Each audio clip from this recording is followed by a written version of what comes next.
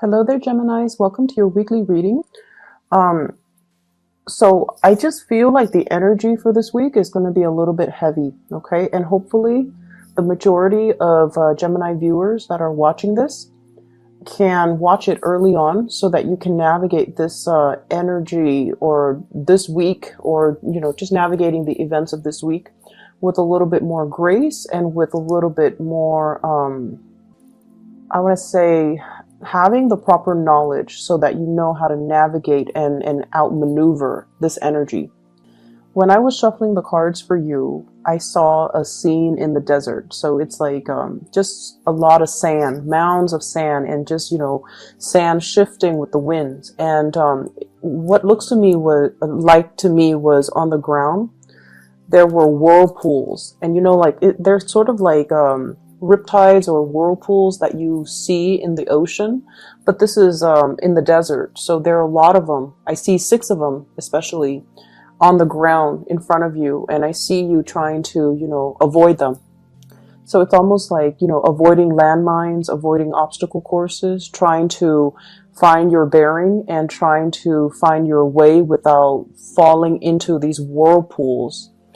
So that's what I'm sensing here. And if we're using that imagery to kind of dictate, what's coming in store for you for this week, first of all, the one thing that came out in the spread here is the need to not cut corners. Okay, if we're going to do something properly and we're going to do something the right way, and if we're going to cover our tracks, if we're going to make sure our plans are foolproof, then we're going to have to do things the right way.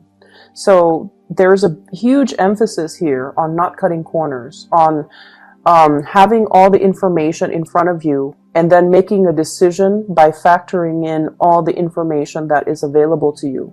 So this means, just because you see something, you're like, oh, I don't like that, I'm going to disregard it. No.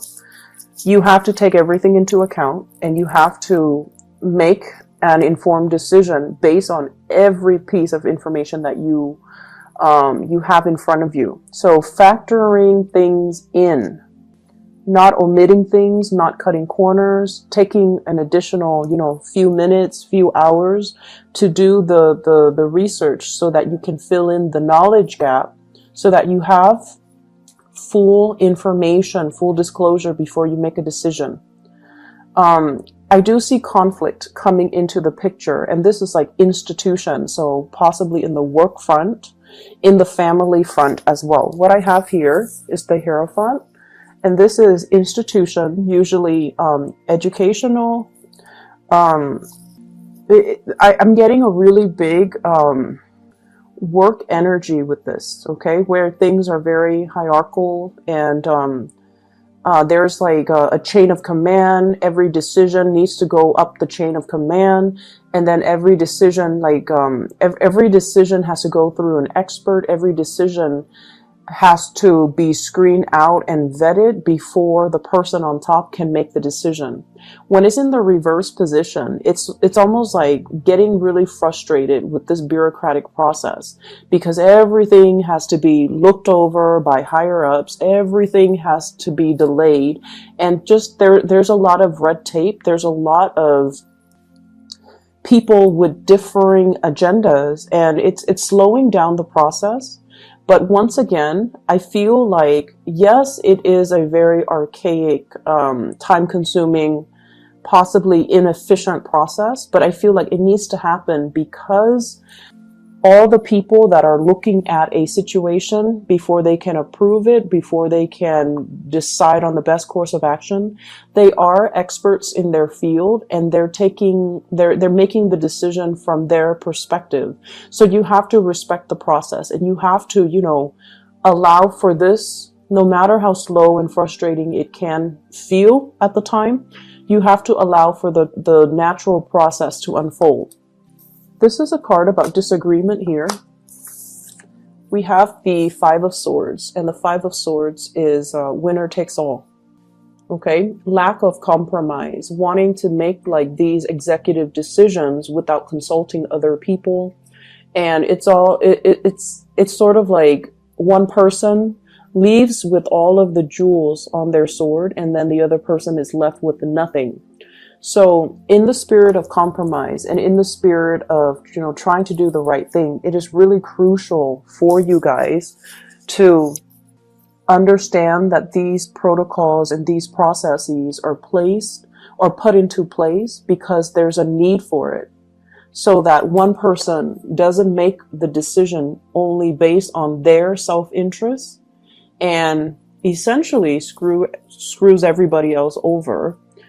So we have to kind of allow for this process to naturally unfold, allow for the checks and balances to kind of fall into place so that people don't end up in this situation, okay, where these choices are made almost like in a vacuum. And the ramifications of that would be one person commits an act of like grand theft and leaves everybody else in the cold, okay? So I feel like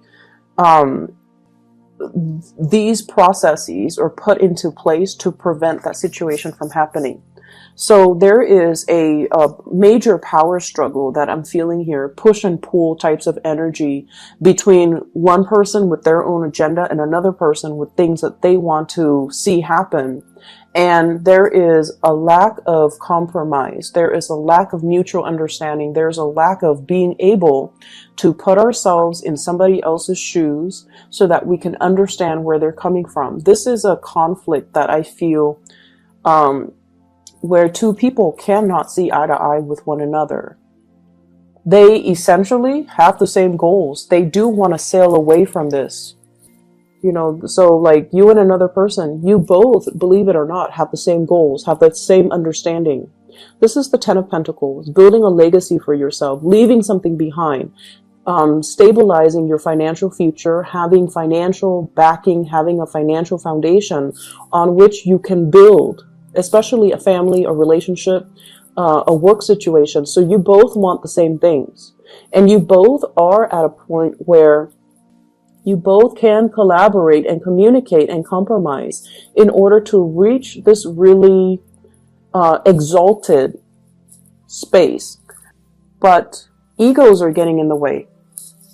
Egos, conflict, communication, back and forth, banter, that kind of escalates and exacerbates a conflict, okay? So there's a lot of ego issues coming into the picture that's disallowing two people from being able to build together and being able to see that, you know what, we actually have the same goals, we have the same agenda. So that's what I'm feeling here. And if this is an ongoing conflict, I feel like it is coming, it is being revisited, or it is returning into the present moment. We have here the Ten of Swords in the reverse. So this is the reemergence of something that we thought was dead and gone, and now is making a comeback. Okay, so I'm feeling greatly some secrets being coming forth, some major revelation, something being unearthed. Okay, so it's almost like and this is not literally speaking, this is just figuratively speaking. It's almost like digging up somebody's grave, and there's a tombstone with the person's name, and everyone went to the funeral, and everyone watched the person in the casket being lowered into the ground, and everyone puts on their flowers, and the groundskeeper shovels dirt onto the coffin. It's almost like unearthing, like digging up the casket, opening it up, and then realizing there's no body in there. So once again, that is a figurative, way of explaining this. It's not literal, but I feel it's almost like something like that, a sleight of hand or a situation that everyone knew to be true. But then for this week, it's not true. Somebody kind of did a switcheroo, or somebody did a sleight of hand trick, and then the situation is not what it seemed. All of a sudden, the situation is not what it seemed. And so you're given all of this information, and you're trying to unravel it to figure out what exactly happened. What is the motive behind that? Why would someone do that? Who would be able to pull that off? How could somebody pull, the wool over my eyes like that? How could I have believed that? How could I have, why didn't I know? So I'm seeing all of these questions, and I feel like it's such a dramatic week, like the events that unfold, and I feel like it happens in succession too. It's not just one major big revelation. It's sort of like events culminating, leading up to this major, major big revelation. So I'm a believer of signs. Signs from the universe, signs from your spirit guides. And I feel like you were hit with many different signs along the way leading towards this major revelation. So I almost feel inclined to say, like, this should not come as a surprise to you. But that's what I'm feeling. It's almost like all the signs were there, little by little, moving you towards this big revelation, or preparing you for this big revelation. And I feel like maybe the signs were ignored. Maybe somebody was, it's like the red herring distracting you from other things. And in the process of being distracted, you were not able to see the signs, or you were not able to, there's a big sleight of hand energy here where I feel like it could come from you, Geminis, or it could come from your environment, okay? But there's something here where it's almost like being so tunnel vision and so focused on some aspect of things, and we're missing the whole picture. So going back to that first image that I saw, I feel like it's shifting sands, okay? It's almost like that mirage in the desert. What we think is our destination. We're heading towards the oasis, and we're trying to find refuge away from the heat and the scorchiness and just the dryness of the desert, heading towards this oasis, and we feel like it's in front of us, but then everything turns out to be a mirage. And then we're left with, these whirlpools of sand that you have to kind of maneuver your way through. So I just see everything as a series of events that allows you to see that everything is very fluid, that everything is like shifting sands under your feet. Needless to say, there is a big need here to be firmly grounded, okay? The decisions that you make, the things that you're planning, and whatever it is that you're planning to do. I feel for some of you, talking to a boss, and the boss is not able to give you anything definitive. Like, we don't know yet. We need to get the projections for next year. So we're not going to be able to, approve that raise, open up that position, decide on a course of action, finalize the contract. So everything is like on hold, and everything is just like contingent upon other things. So I feel like if that's the case, you might be frustrated. You want to move things along. But once again, everything is built on shifting sands. And the desert landscape, it changes too with the weather. There could be, very severe windstorm. And it changes the mounds, it changes just the landscape. So what was there yesterday might look very, very different the next day. And so if you're used to one way of doing things, you're going to have to quickly adapt to these shifting sands and do things a different way.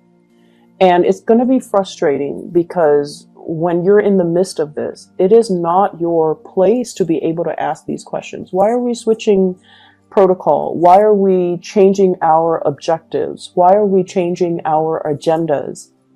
And I would say that, the reason why we have to do this is to accommodate some recent big changes, to accommodate and make room for new things. New things might be better, or to just accommodate the climate that we're in. So I feel like it can feel a little bit frustrating. I see for others too, this is in regards to your significant relationship, okay? There's definitely a situation where things were building up, and I see like concentric circles, small, medium, getting bigger and bigger.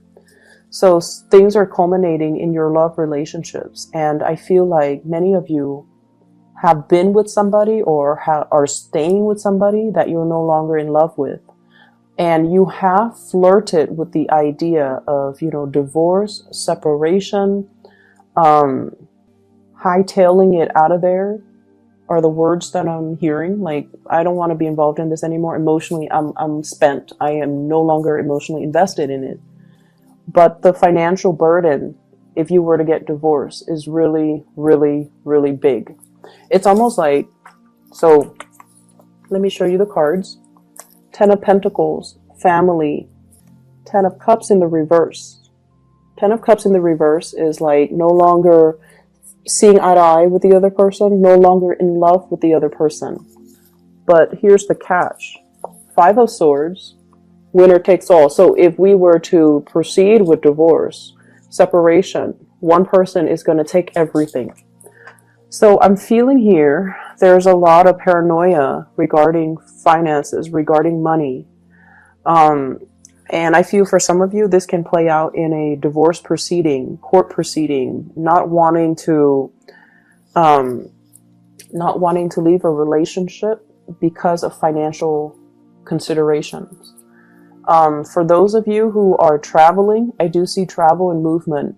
You're obsessively planning over it. Where am I going to stay? What stops am I going to make along the way? Do I have the financial resources? So those of you who are dealing with that, you're going to be fine. You're going to be okay. You're going to sail over your financial woes, okay? And all of it is happening because you're taking the steps and you're doing your due diligence to plan these things. So I definitely see people traveling with a family member, with family, and I feel like it's going to be an expensive trip. It's expensive, but you will be okay, because I feel like, if there's a will, there's a way. The universe will intervene and help. There's a certain amount of luck here too, I feel, like necessary luck in order to get things off the ground, okay? So it is a lot of it has to do with you putting in the effort and the work in order to do your due diligence, in order to do your research, in order to plan things out and lay out a blueprint for yourself. And so the universe is helping you, is sprinkling some lucky, stardust on you to make sure that this venture is going to go the way that you want. But the universe would not have intervened if you just, coasted and not do your portion of the work. Does that make sense? So I feel like there's definitely a certain amount of divine protection and luck coming through to help you through this week. Okay. I'm also seeing as well, I feel like for those in relationships and that you're no longer in love, okay? And when you're no longer in love with another person, you might care about the other person, but the love is not there anymore, or you feel like you have outgrown the relationship. And you almost feel like it's time to go on. Like, it's time for me to move on. But I feel like many of you fear leaving this relationship because it's sort of like the devil that fearing the uncertainty, fearing the whole process about, I have to go out there and date again. Dating is so awkward. And what if I don't find anybody as good as this person that I have right now? What if, I'm too old and I can't find anybody? So I see some of you with that element as well. What if people are after me only for my money? Or even what if I can't find somebody that wants the same things as me? So I see this element about staying in a relationship because of the comfort and the familiarity, and having all these questions as well, like fantasizing about, bachelorhood, the single life, and wanting to go out there and possibly even go after another person, but not being able to take that leap of faith just yet because you have a lot of self-doubt, because you're dealing with self-doubt. I see many of you too having trust issues. It's not prominent, but I feel like it's one of the reasons where, and I feel like the trust issue stems or ties in or exists in conjunction with, what if someone is only after my money? You know, what if somebody's only after my fame? What if somebody is using me kind of like as a stepping stone for their career, or they're only using me to help them in some way, or they're only using me to boost their status in some way. So I feel like some of you have a lot of fame associated with you, and you're weary about dating because you don't want to be used. You don't want the other person to take advantage of you.